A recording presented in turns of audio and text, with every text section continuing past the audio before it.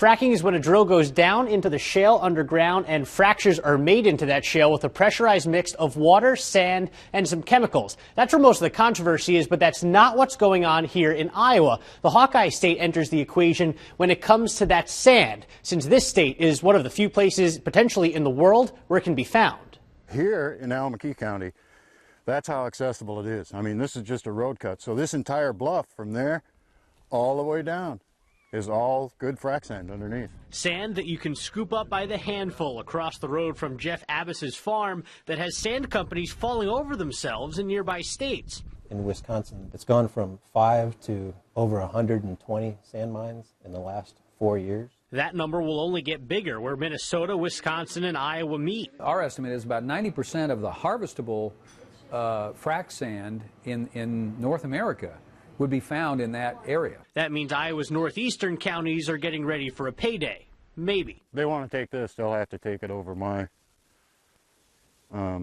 protesting body. In 2012, a sand mining company tried to open a mine in ALLAMAKEE County. Before rubber stamping the application, the county took a step back. We determined that we needed to probably have a moratorium for at least 18 months to figure out the best way to address this through zoning protocol. ALLAMAKEE County defined exactly what they want in any future applications for a sand mine, like a reclamation plan before shovel hits dirt, laying out how the company is going to repair the land when mining is finished. Those rules also limit the mining process itself, defining things like hours of operation and when trucks can be on local roads. A lot of people worked on it, and our officials did really well at listening to people. We've been told that our ordinance is probably one of the best ones they've seen in the country. Best, meaning most restrictive. Nancy says their set of rules has already been sent to other states as a starting point. Mary and Jeff say they're still worried that even with the county oversight, they'll lose what makes their land special. The hills, the creek, the bottomland, it takes my breath away.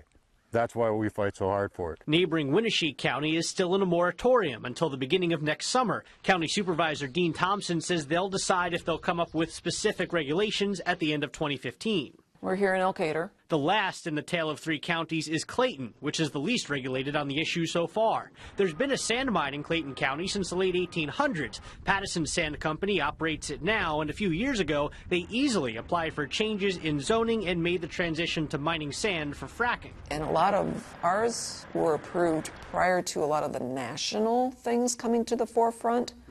And that might have been the reason why they went ahead. But now, as the public pays more attention, even Pattison says companies like them should be part of the process as counties continue to figure out how they want to regulate sand mining. Generally speaking, the sand companies have done a fairly poor job of telling their story up to this point. He says they should play a role in crafting guidelines and providing accurate information. While Gill agrees with some of the limitations in ALLAMAKEE, like reclamation, he says something like additional rules for using local roads isn't okay. I think most of the people who are in the sand business today want to be good corporate neighbors, okay?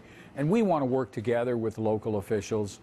The only thing that we ever asked is we don't want to be treated any different than any other business. Counties say the heavier load and increased frequency would quickly destroy roads, but Gill says grain trucks are just as bad.